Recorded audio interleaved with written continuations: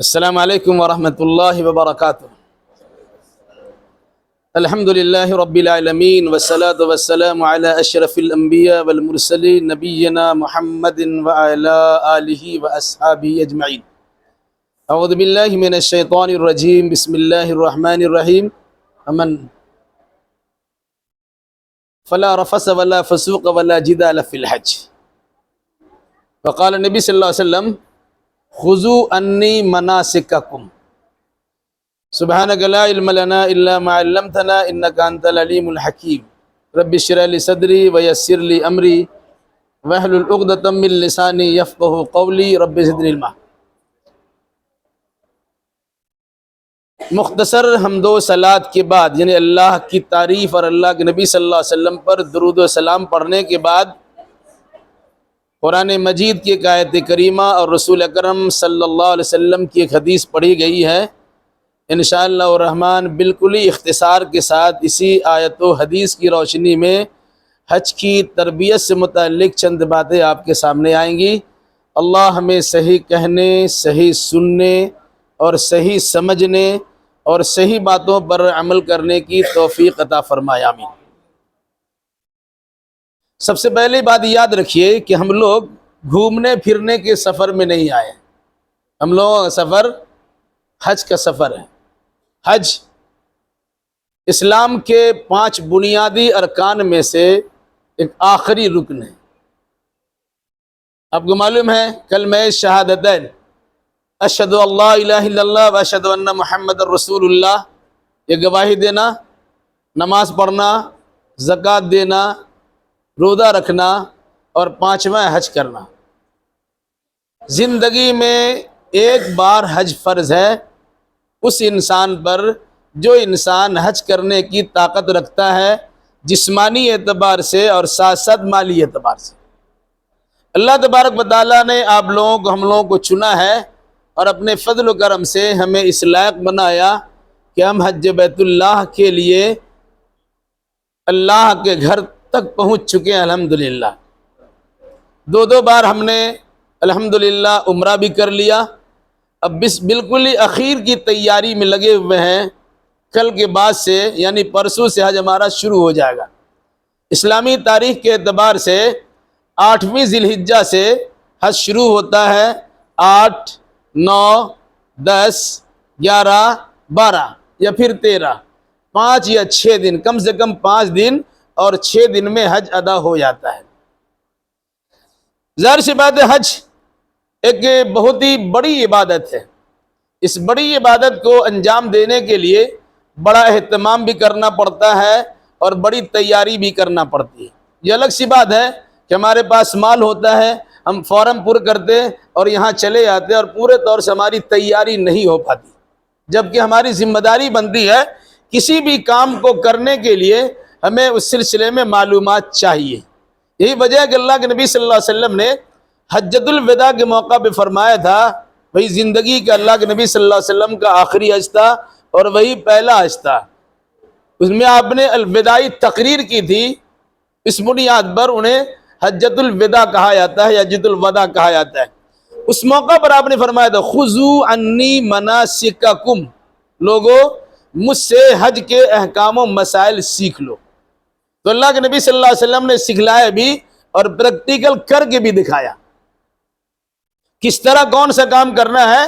وہ ساری تفصیلات اللہ کے نبی صلی اللہ علیہ وسلم نے زبان سے بیان بھی کی ہے اور ساتھ ساتھ اپنے جسم کے اعضاء و جوارح سے کر کے بھی بتلا دیا ہے۔ یہی وجہ ہے کہ حدیث کی کتابوں میں بڑی صراحت کے ساتھ حج کے احکام و مسائل درج ہیں، لکھے ہوئے ہیں۔ اب اگر چاہیں تو آسانی کے ساتھ پڑھ بھی سکتے ہیں یا پھر آسانی کے ساتھ اس سلسلے میں تقریر اور خطبہ سن بھی سکتے ہیں۔ اللہ ہمیں صحیح شعور عطا فرمائے اور صحیح سمجھ کی توفیق بخشے، آمین۔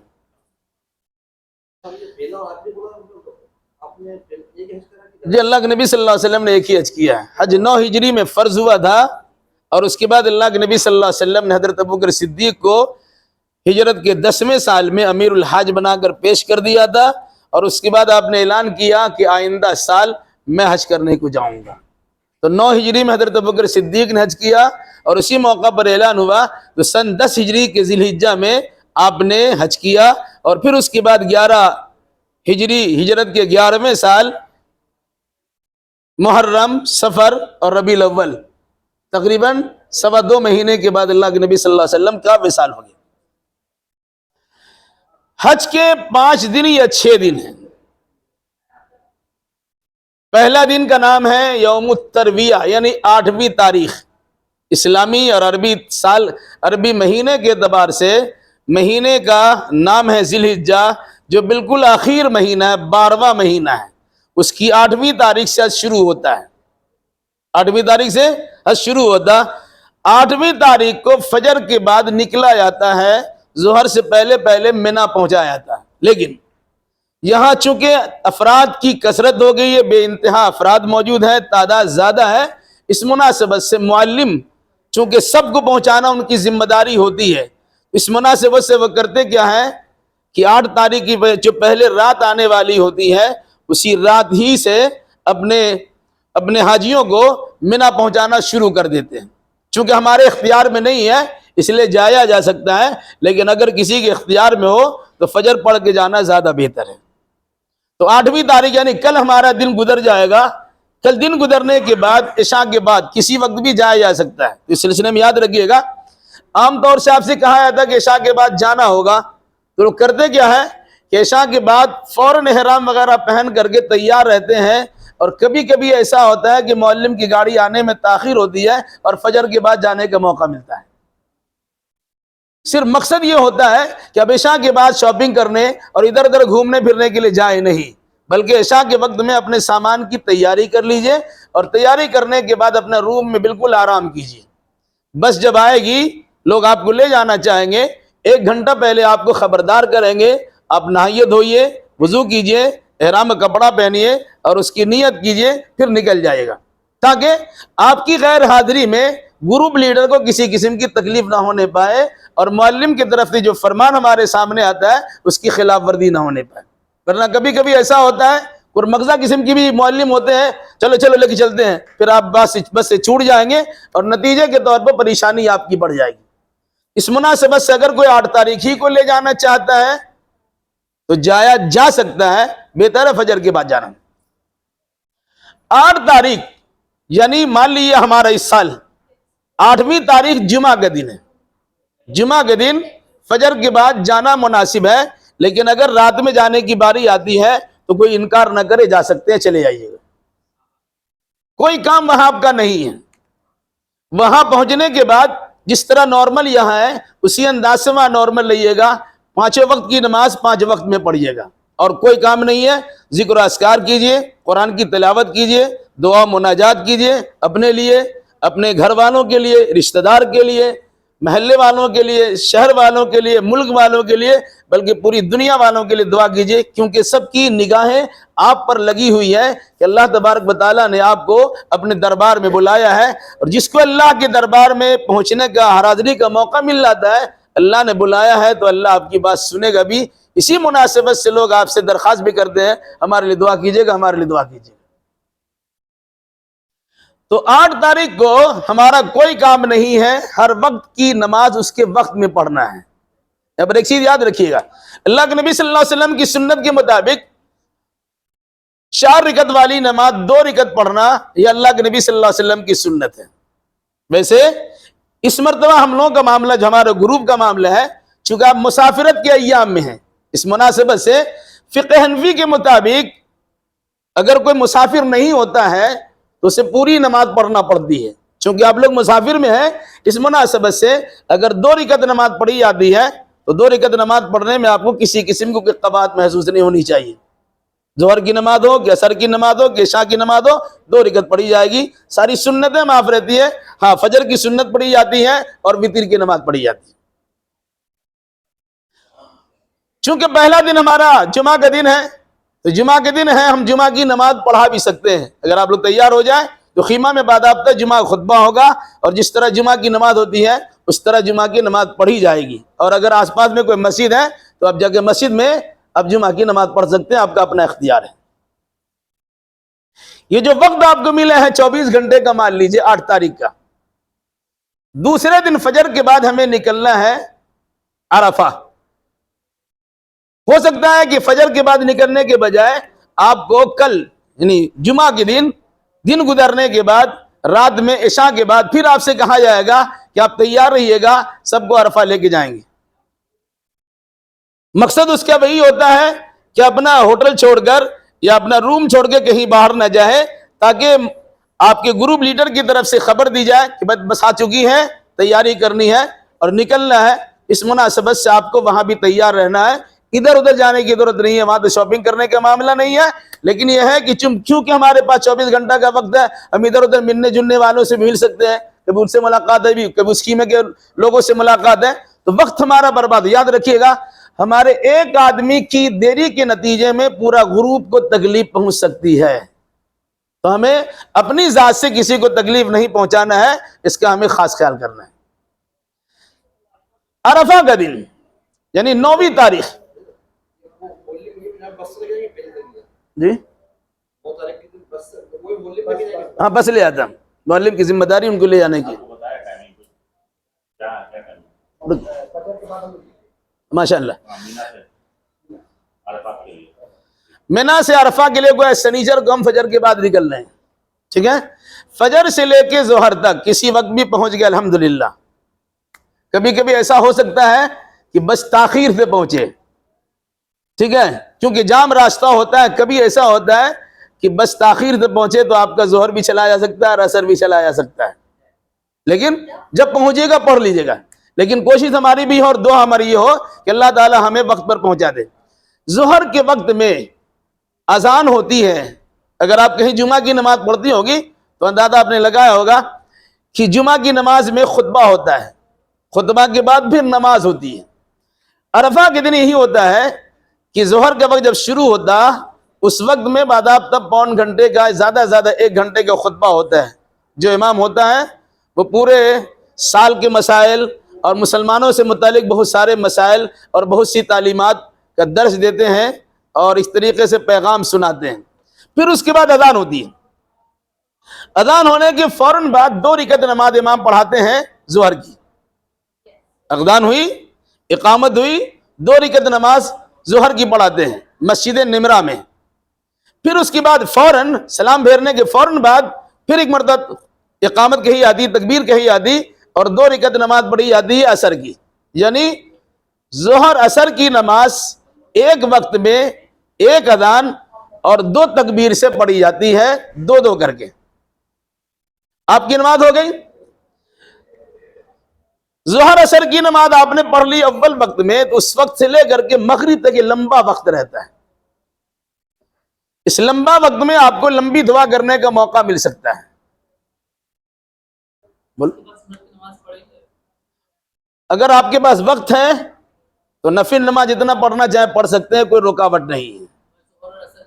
ظہر عصر کے بیچ میں کوئی نماز بھی نہیں ہوگی اور اس کے بعد آپ کا اختیار ہے۔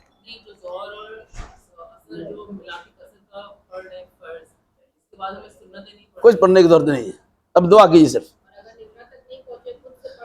ہاں، نمرہ تک نہیں پہنچے تو نمرہ تک پہنچنا ایک مسئلہ ہے، میں بہت دور دور تک لگی رہتی ہے۔ اب اتنا دور پہنچ گئے کہ جہاں آپ کو آواز ہی نہیں آتی ہے تو پھر آپ کا اختیار ہے، لیکن جہاں تک آواز جاتی ہے کوشش ہم یہ کریں گے وقت سے پہلے پہنچیں گے، اور نمرہ سے جو امام الحج کا خطبہ ہوتا ہے خطبہ بھی سنیں گے اور نماز بھی پڑھیں گے ظہر عصر کی، اور اس کے بعد جتنی دعا کرنا ہو، اب بیٹھ کے دعا کیجئے کہ کھڑا ہو کے دعا کیجئے، وہ آپ کا اختیار ہے۔ اب دیکھیں گے جو ٹائم گزرتا جاتا، عصر کے بعد کا وقت ہوتا اور آسمان کی میں سورج پیلا پڑ جاتا ہے اور بالکل شام کا وقت قریب ہوتا جاتا، ایسا لگتا ہے کہ پورے میدان عرفات سے ہو کی آواز اٹھتی ہے، رونے کی اور چلانے کی اور دھاڑے مارنے کی جو آواز اٹھتی ہے، کلیجہ جس کا سخت ہوتا ہے وہ انسان بھی نرم پڑ جاتا ہے، اس کی آنکھ سے بھی آنسو جاری ہو جاتے ہیں۔ ہمیں یہ سوچنا چاہیے کہ اللہ کے نبی صلی اللہ علیہ وسلم کے فرمان کے مطابق شیطان سب سے زیادہ ذلیل و خوار عرفہ کے دن ہوتا ہے۔ شیطان کو یقین ہو جاتا ہے کہ اللہ تبارک و تعالیٰ اتنا بڑا بخشنے والا ہے، سب کو معاف کر دے رہا ہے، تو شیطان سوچتا ہم تو جہنم میں سب کو لے جانا چاہ رہے تھے، لیکن اللہ تبارک و تعالیٰ اپنے رحم و کرم کا دریا بہاتا ہے اور عام انسانوں کی مغفرت کر دیتا ہے۔ اس مناسبت سے شیطان دھاڑے مار کے روتا ہے، تو ہمیں اس کا خاص خیال کرنا چاہیے۔ یہ معاملہ ہمارا ہو گیا 9 تاریخ کا۔ پھر اس کے بعد دن گزر جائے، شام کا وقت ہو گیا، سنت رسول کی ادائیگی میں مغرب کی نماز وقت ہو جانے کے بعد بھی ہمیں عرفہ کے میدان میں پڑھنا نہیں ہے. اب کہے گا نہیں ہم کو تو وقت پہ سب نماز پڑھنا ہے. یاد رکھیے گا قرآن میں کیا کہا گیا؟ ان الصلاۃ کانت علی المؤمنین کتابا موقوتا، نماز مومنوں پر وقت متعینہ پہ فرض ہے. تو ہم کہیں گے مغرب کے وقت ہم کو مغرب پڑھنا ہے، ٹائم ہو گیا، اب سورج غروب ہو گیا، مغرب پڑھنا ہی ہے. نہیں پڑھ سکتے، سنت رسول کی خلاف ورزی ہو جائے گی. چونکہ جس کام کو اللہ کے نبی صلی اللہ علیہ وسلم نے جس طرح کیا ہے ہم کو اسی طرح کرنا ہے. عرفہ کے میدان میں سورج ڈوب جانے کے بعد چاہے دیری سے نکلنے کا موقع ملے چاہے جلدی نکلنے کا موقع ملے، لاکھوں کا مجمع ہوگا. اب نکلنا بھی چاہیں گے تو ایسا لگے گا کہ عشاء کا ٹائم بھی ختم ہو گیا، ہم یہاں سے نکل نہیں پائیں. اس سلسلے میں کوئی کرن محسوس نہیں کیجیے گا اور پریشانی مول مت لیجیے گا، بلکہ وہاں سے نکلنے کے بعد جب بھی آپ رات کے 1 بجے پہنچے کہ 2 بجے پہنچے کہ 10 بجے پہنچ جائے کہ 8 بجے پہنچ جائے، جب پہنچیں گے مزدلفہ میں تو مزدلفہ پہنچنے کے بعد پہلے 3 رکعت ہم مغرب کی نماز پڑھیں گے اور پھر اس کے بعد 2 رکعت عشاء کی نماز پڑھیں گے اور پھر وتر پڑھیں گے. کچھ کھا پی کے آرام سے کنکر وغیرہ چن کے سو جائیں گے. کیوں کہ اللہ کے نبی صلی اللہ علیہ وسلم کی جانب سے امت کو یہی تعلیم ملی ہے کہ ذوالحلیفہ کی رات میں آدمی کو سو جانا چاہیے، اپنے سو کی گزارا. کیوں گزارا ہے؟ اس کے بعد جو 10ویں تاریخ آ رہی ہے بڑی ذمہ داری، بہت بڑا کام ہے. کنکری مارنا اس دن کام ہے، قربانی کرنا اس دن کام ہے، سر کا بال کٹانا چھلانا اس دن کام ہے. اسی دن اگر ممکن ہو سکے تو ہمیں بیت اللہ الحرام جا کے طواف کرنا بھی کام ہے، پھر صحیح کرنا بھی کام ہے، پھر شام تک ہم کو یا رات تک ہم کو مینا میں واپس آ جانا بھی کام. اتنے زیادہ کام ہے، اگر آپ رات میں جاگ کے گزاریں گے اور دن بھر کام میں لگے رہیں گے تو پریشانی بڑھ جائے گی. اس لیے اللہ کے نبی صلی اللہ علیہ وسلم نے پریکٹیکل لوگوں کو یہ تعلیم دی ہے کہ ذوالحلیفہ کی رات میں مزدلفہ کی رات میں بطور خاص آپ ان چیزوں سے فارغ ہو کر آرام کر لیجئے اور صبح فجر کے وقت میں آپ اٹھیے، اول وقت میں نماز پڑھیے.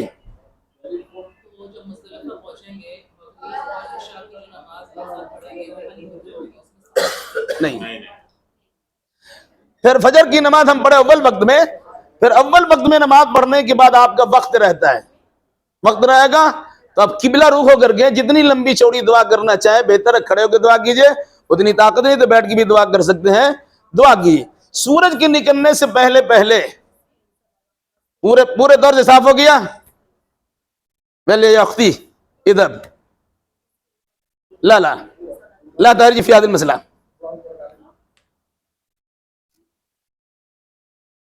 ٹھیک ہے، تو 10ویں تاریخ ہماری آ گئی، فجر کا وقت ہو گیا، ہم نے فجر کی نماز پڑھ لی. فجر کی نماز پڑھنے کے بعد پھر آپ کو دعا کرنے کا موقع ملے گا، کم سے کم 1.5 گھنٹہ دعا کرنے کا موقع مل سکتا ہے اگر آپ اول وقت میں فجر کی نماز پڑھیں گے. تو سورج کے نکلنے سے پہلے ہمیں مزدلفہ کو چھوڑ دینا ہے اور پھر مینا کی طرف روانہ ہو جانا ہے. مینا میں آپ آئیے گا، اپنا خیمہ میں سامان میں رکھیے گا. اس مرتبہ ہمارے سامنے مسئلہ کھڑا ہو گیا ہندوستانی حاجیوں کے لیے بطور خاص یہ نہ ہے کہ 10 بجے سے پہلے کنکری مارنے جانے کی اجازت نہیں ہے. تو آپ انتظار کر لیجئے گا، جب آپ کا گروپ لیڈر کہے گا اسی مناسبت سے آپ کو جانا ہے. اس کا خاص خیال رکھیے گا. نہیں، ابھی خبر ملی ہے. اول شریعت کے مطابق آپ فجر کے بعد سورج نکلنے کے بعد کسی کو بھی مار سکتے ہیں، لیکن چونکہ پوری دنیا سے لوگ آئے ہوئے ہیں اس کی ترتیب کا خاص خیال رکھا گیا ہے. اب اسی اعتبار سے لوگوں کو چھوڑا جائے گا تاکہ وہاں رش اور بھیڑ نہ ہونے پائے اور کسی قسم کا حادثہ پریشانی نہ ہو سکے. اس مناسبت سے اگر کوئی چیز کی جاتی ہے، جس طرح آپ نے دیکھا ہوگا حرم شریف کے اندر کبھی ادھر روک دیا گیا کبھی ادھر روک دیا گیا، بڑی بھیڑ بھاڑ ہو رہی ہے، تو اس کا ایک مقصد ہے کہ اس مناسبت سے بھیڑ کو توڑا جا سکتا ہے اور عوام کو اور خواص کے بطور خاص آسانی دی جا سکتی ہے. تو اگر اس قسم کا گائیڈ لائنس ہمیں ملا ہے تو کوئی پریشانی کی بات نہیں ہے، ہمیں اس کو فالو کرنے کی کوشش کرنی چاہیے. 10 تاریخ ہو گئی، 10 تاریخ کو ہم کنکری ماریں گے، پھر قربانی کریں گے. آپ نے یا تو بینک میں پیسہ دیا ہوگا یا کسی آدمی کو متعین کیا ہوگا، آپ کو قربانی سے متعلق خبر دی جائے گی، آپ کی قربانی ہو گئی ہے. اپنا سر کا بال چھلا لیں گے، زیادہ بہتر ہے. عورتوں کے اس بال کو پورے طور سے جمع کر کے 1 انگلی برابر کنارے سے کاٹ دیا جائے گا.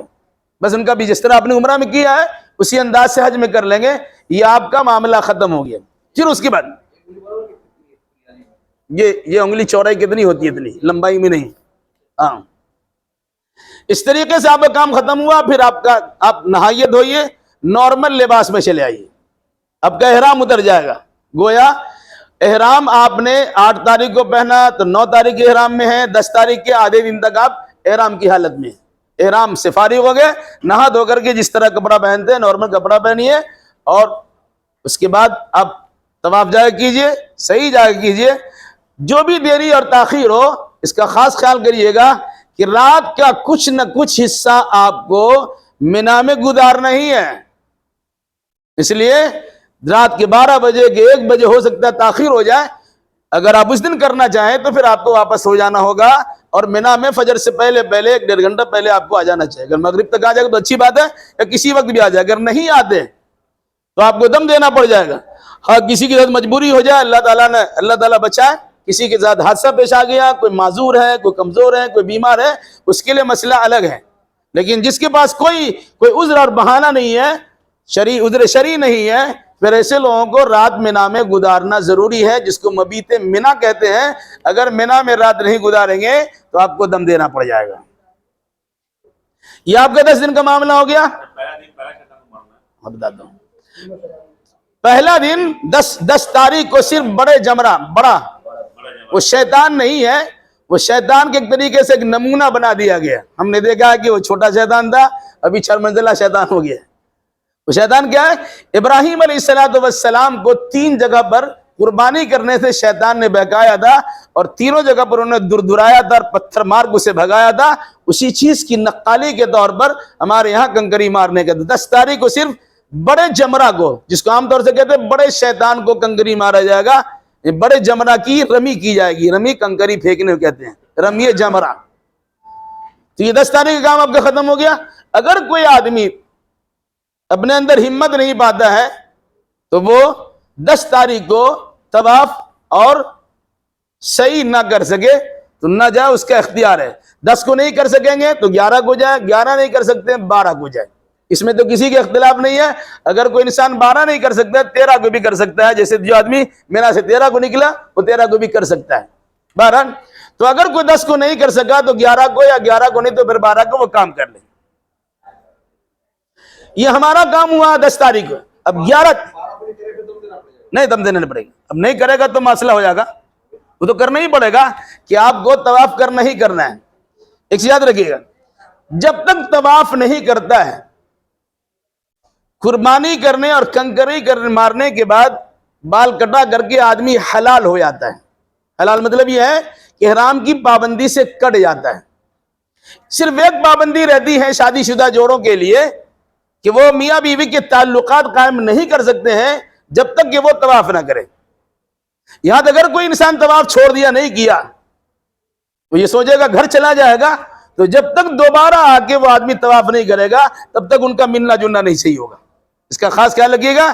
اس لیے 10 تاریخ کو ہم طواف کر لیں گے، 10 نہیں کر سکے تو 11 کر لیں گے، 11 نہیں کر سکے تو 12 کر لیں گے، مگر کر لینا ہے۔ نہیں کریں گے، کسی بھول سے بھی نہیں کریں گے تو پریشانی بڑھے گی، آپ ہندوستان چلے بھی جائیں گے اور آپ کو خیال آیا کہ ہم تو طواف کیا ہی نہیں ہے، تو دم دینے سے کام نہیں چلے گا، آپ کو آگے پھر سے وہاں طواف کرنا پڑے گا۔ اس کا خاص خیال رکھیے گا۔ تو 10 تاریخ ہمارا گزر گیا، 11 تاریخ کو کنکری مارنے کی باری آتی ہے۔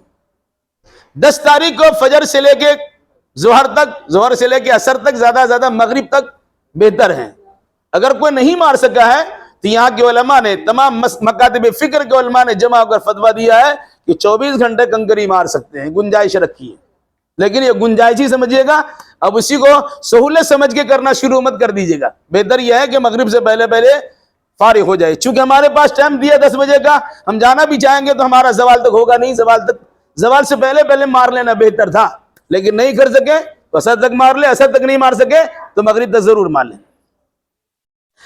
11 تاریخ ہمارے سامنے ہے۔ 11 تاریخ کا معاملہ، اگر آپ طواف نہیں کر سکے ہیں 10 تاریخ کو تو میرا مشورہ ہے کہ 11 تاریخ کو فجر کی نماز پڑھ کے اب حرم چلے آئیے، طواف کر لیجئے، صحیح کر لیجئے، ادھر سے واپسی میں سورج کے ڈھلنے کے بعد یعنی ظہر کے بعد میں آپ کنکری مارتے واپس آ جائیے۔ اسی طریقے سے 12 تاریخ کا معاملہ، اگر 11 تاریخ کو طواف نہیں کر سکے ہیں تو 12 تاریخ کو صبح میں چلے آئیے اور ادھر سے کنکری مارتے واپس آئیے۔ اگر ایسا نہیں کر سکتے تو کنکری مار کے بھی آپ جا سکتے ہیں۔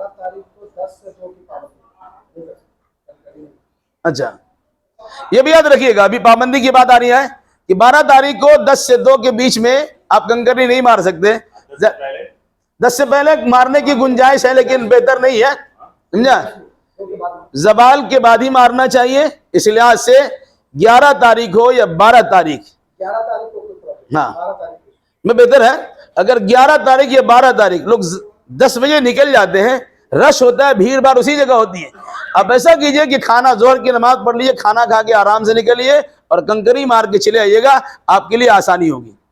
کنکری مارنے کا طریقہ میں آپ کو بتاتا ہوں، بڑی آسانی کے ساتھ آج کنکری مار سکتے ہیں. یہ چیز ہمارے سامنے رکھیے، یہ جمرہ ہے، ایک پیلر ہے 4 منزلہ اور ہاؤس بنا ہوا ہے، ہمیں اس میں کنکری مارنی. لوگ ادھر سے آتے ہیں اور سیدھا یہاں پہنچ کے کنکری مارتے ہیں، پھر نکلنا چاہتے ہیں تو پریشانی بڑھتی ہے. اب دیکھیں گے اس پیلر کے پاس بھی اس طرح سے گول دائرہ بنا ہوا ہے 3 طرف سے، ایک طرف سے بند ہوتا ہے ادھر سے، اور اس طریقے یہاں تک گول دائرہ بنا ہوا ہے، جیسے آدمی کھڑا ہوتا ہے گول ہو جاتا ہے. اب کوشش کیجیے گا یہاں ڈائریکٹ آنے کے بجائے اب وہاں سے دیکھیے جہاں پر آدمی کی بھیڑ ہے اس کے پیچھے پیچھے آئیے، اس طرح ہو کر کے اس کونا پہ کنکری ماریے اور آرام سے چلیے مار کر کے. اب ہاتھ سے، اپنے ہاتھ سے مار سکتے ہیں. بوڑھا اور کمزور لوگوں کو میں نے اس طرح سے کنکری مروا دیا، آسانی سے ہو گیا. اگر اس بیچ میں آئیں گے پھر نکلنا چاہیں گے تو دھکا مکی ہوگی اور نتیجے کے طور پر آپ گریں گے، دوسروں کو بھی نقصان پہنچائیں گے. تو جو وقت دیا گیا آپ ظہر کی نماز پڑھ کے نکلیے، آرام سے جائیے اور کنکری مار کے چلے آئیے. کنکری مارتے ہوئے یاد رکھیے گا 11 تاریخ کو اور 12 تاریخ کو تینوں جمرہ میں رمی کرنا ہے، تینوں شیطان کو مارنا ہے. پہلے چھوٹا کو مارنا ہے. 7 کنکری ایک ساتھ نہیں مار سکتے ہم. 7 کنکری آپ نے لی ہے، بسم اللہ اللہ اکبر ایک کنکری، اللہ اکبر دوسری کنکری، اس طرح 7 بار میں 7 کنکری مارنی ہے. پھر کنکری کا جس کو مارا آپ نے اس کو دائیں طرف چھوڑیے، تھوڑا ہٹ کر کے قبلہ رو ہو کر کے دعا کر لیجیے. اسی طریقے سے مجھلے والے کے درمیانی شیطان کو اب کنکری ماریے. کنکری مارنے کے بعد ذرا سائڈ ہوئیے، پھر اس کے بعد قبلہ کی طرف رخ کر کے اب دعا کر لیجیے. ہاں بتانے جا رہا تھا ابھی.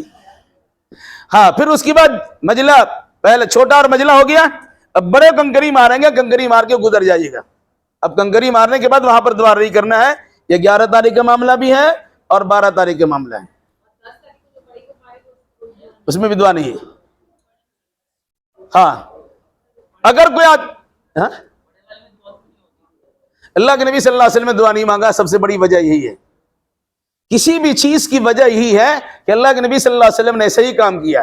اللہ کے نبی صلی اللہ علیہ وسلم نے قرآن کی آیت کی موجودگی میں کہ ہر وقت کی نماز کو اس کے وقت میں پڑھو، لیکن عرفہ میں اللہ کے نبی صلی اللہ علیہ وسلم نے ظہر اور عصر کو ایک وقت میں ظہر کے وقت میں پڑھی ہے، تو ہمیں ظہر کے وقت میں ہی پڑھنا چاہیے کہ اللہ کے نبی صلی اللہ علیہ وسلم کا طریقہ یہ ہے. مغرب عشاء کی نماز مزدلفہ میں اللہ کے نبی صلی اللہ علیہ وسلم نے مغرب سے لے کر کے فجر تک وقت دے دیا کہ جب پہنچیے گا تب مغرب کی نماز پڑھیے گا اور پھر اس کے بعد عشاء کی نماز پڑھیے گا. چونکہ جواب یہی ہے کہ اللہ کے نبی صلی اللہ علیہ وسلم نے یہی کیا ہے، ہم کو یہی کرنا چاہیے. تو 11 تاریخ اور 12 تاریخ کو 2 کو کنکری مارنے کے بعد، پہلا کو اور دوسرا کو کنکری مارنے کے بعد ہٹ کے دعا کرنا ہے، لیکن بڑے کنکری مارنے کے بعد سیدھا سیدھی چلے جانا ہے. اگر ہاں ایک کو 7 ماریں گے، پھر ایک کو 7 ماریں گے، پھر ایک کو 7 ماریں گے، تو 14 مارنے کے بعد 7 مارنے کے بعد دعا کریں گے، پھر 7 مارنے کے بعد دعا کریں گے، اور تیسرے میں مارنے کے بعد دعا نہیں کریں گے، آگے چلے جائیں گے. جی بہتر یہ ہے کہ مزدلفہ سے کنکری چن لے. ویسے مینا سے کنکری چننے میں کوئی حرج نہیں ہے. کنکری کا معاملہ کہ حکومت کی جانب سے باضابطہ پتھر کو توڑ کے بچھا دیا جاتا ہے، بلکہ آپ دیکھیں گے کہ کہیں کہ جب خیمہ دیا جائے گا، خیمہ چادر کے نیچے یا قالین کے پیچھے بھی وہ کنکر گرے رہتے ہیں، یا کہیں کہیں پر باضابطہ گرا دیا جاتا ہے. مات اٹھائیے اور جو جھولا ٹریول زون کی جانب سے آپ کو دیا کنکری رکھنے کے لیے، اس کا خاص خیال کیجیے گا، وہاں رکھ لیجیے گا.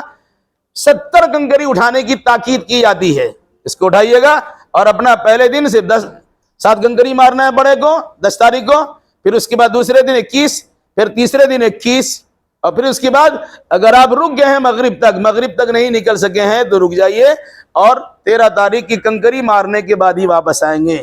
اللہ کے نبی صلی اللہ علیہ وسلم سے اس چیز کی سہولت حاصل ہے. قرآن کے حکم کے مطابق فمن تعجل فی یومین فلا اثم علیہ، جو 2 دن میں واپس آنا چاہے یعنی 11-12 کر کے آنا چاہے کوئی حرج نہیں ہے. کوئی آدمی 13 تاریخ کر کے آئے تو کوئی حرج نہیں ہے. اللہ کے نبی صلی اللہ علیہ وسلم 13 تاریخ کو نکلے تھے. اب آپ کا اختیار, اپنی سہولت دیکھ لیجئے, سہولت کے مطابق کام کیا جا سکتا ہے. کوئی کام نہیں ہے, وقت پر نماز پڑھنا ہے اور پتھر مارنا ہے, دعا تو کرنا ہی ہے دونوں کے ساتھ میں. اس کے علاوہ آپ کا اپنا اختیار ہے. اوقات کو کس طرح ہم ضائع کریں اور کس طرح کام ملے ہمارا اختیار ہے. ہم لوگ حج کرنے آئے ہیں, صرف بات کرتے ہیں. ہم نے دیکھا ہے مکہ المکرمہ میں دیکھا اور مدینہ میں دیکھا, شاپنگ کرنا منع نہیں ہے. خواہ مخواہ لوگ مال میں گھومتے ہیں اور خواہ مخواہ جانا کرتے ہیں, کوئی منع نہیں ہے. آپ ضرورت کی چیزیں کھا لیجئے, لے لیجئے, لیکن بطور خاص اس کا خاص خیال کیجئے گا بھائی عبادت کرنے کا موقع ملیے. ساری چیزیں آپ کے ہندوستان میں ملتی ہیں, وہاں سے بھی لی جا سکتی ہے. اوقات آپ کو دیا گیا, وقت آپ کے پاس کم ہے. لوگ 2 مہینے کے لیے سفر پہ آئے, آپ صرف 25 دن کے لیے آئے ہیں. جو آدمی 2 مہینہ عبادت کرے گا وہ, اور آپ 25 دن میں عبادت کریں گے وہ برابر ہوگی. تو آپ کے پاس کم وقت ہے, آپ کوشش کیجئے کہ زیادہ زیادہ اپنے اوقات کے عبادت میں لگا دیجئے. ہاں, ان تمام چیزوں کے ساتھ ساتھ بطور خاص خیال رکھیے گا. جان بوجھ کر اگر کوئی انسان احرام کے خلاف کام کرتا ہے تب اس کو دم دینا پڑتا ہے. آپ سوئے رہے ہیں, سونے کی حالت میں مرد حضرات کا چادر اوڑھ لیا, اس کے منہ ڈھک گیا, سر ڈھک گیا, کوئی حرج نہیں ہے. جان بوجھ کے آپ سوچیے گا منہ ڈھانک لیتے ہیں اور سر ڈھانک لیتے ہیں تو آپ کو دم دینا پڑ جائے گا. عورتوں کے لیے بھی یہی ہے کہ عورتوں کے لیے بھی احرام کی حالت میں چہرہ کو کھلا رکھنا ہے. حضرت عائشہ رضی اللہ تعالیٰ عنہ کا اپنا ایک خاص عمل تھا, وہ چہرہ کھلا رکھنے کے بعد مرد حضرات اگر سامنے سے آتے تو جس طرح بڑا سے دوپٹہ بڑی چادر اوڑھ کے رہتے ہیں تو چہرہ اس طرح ڈھانک لیا کرتے تھے, تو گنجائش کی بات نکل سکتی ہے. جان بوجھ کے ڈھانکنے سے یہ پریشانی بڑھ سکتی ہے. ہاں, مرد ہے تو اس طرح سے چہرہ کہ کپڑے کو چہرے سے ہٹاتے ہوئے تھوڑا پردہ کیا جا سکتا ہے, کر لینا ہے. یہ ساری بات اس لیے ہے کہ آدمی حج کرنے کے لیے آئے, لاکھوں لاکھ روپے خرچ کر کے آیا ہے. اگر کسی انسان کی نگاہ کسی پہ پڑتی ہے اور غلط نگاہ پڑتی ہے, اس کا حج برباد ہو جائے گا. اس میں مردوں کے لیے بھی امتحان ہے, عورتوں کے لیے آزمائش ہے. دیکھا جائے کہ اپنے منمانی طریقہ اپناتے ہیں کہ اللہ اس کے رسول کے فرمان کے مطابق عمل کرتے ہیں. اس مناسبت سے یہ پابندی لگائی گئی ہے. پابندی کے کھول کے رکھنے کا حکم دیا گیا. کیوں دیا گیا؟ اگر کوئی انسان اپنا حج خراب کرنا چاہے گا وہ سمجھے گا, کوئی انسان اپنا حج بچانا چاہے گا وہ سمجھے گا. تو ہماری بھی ذمہ داری بنتی ہے ہم اپنے آپ کو ان چیزوں سے پرہیز بھی کریں جن کی شریعت میں ممانعت کر دی گئی ہے. اب جان بوجھ کے خوشبو نہیں لگا سکتے. بہت سے لوگوں کو ناخن کاٹنے کا رہتا ہے, کم سے کم اسی بہانے آپ کی عادت بھی چھوٹ سکتی ہے. جب کچھ نہیں ہوتا کم ناخن کھاتے رہتے ہیں. جی بولیے. جان بوجھ کر بال توڑنا منع ہے. نہاتے ہوئے کسی کا بال گر جائے کوئی حرج نہیں ہے. ہلکا پھلکا آپ نے کیا, کچھ کنگھی وغیرہ کرنے سے پرہیز کیجیے, زیادہ اچھا ہے, کیونکہ اس میں تو جان بوجھ کے ہی ہوتا ہے. اب ہاتھ سے کر لیجیے, ہلکا سا کر لیجیے, تو احتیاط کرنا ضروری ہے. ان چیزوں پر خصوصی توجہ دیے. کچھ مسائل ایسے ہوتے ہیں جنہیں بطور خاص توجہات کو مائل کرنے کے لیے کہا جاتا, بیان کیا جاتا ہے. شریعت نے اسی انداز سے بات کہی ہے. ہماری آپ کی ذمہ داری بنتی ہے ان چیزوں کا خاص خیال کریں. اگر کوئی مسئلہ مسائل معلوم کرنا ہو تو مسئلے مسائل آپ جان سکتی ہیں.